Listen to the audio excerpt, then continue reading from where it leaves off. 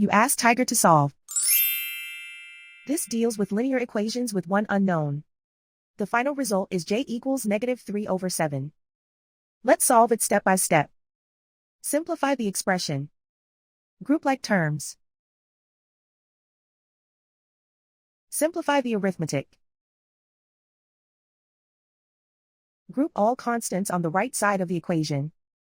Subtract 6 from both sides. Simplify the arithmetic.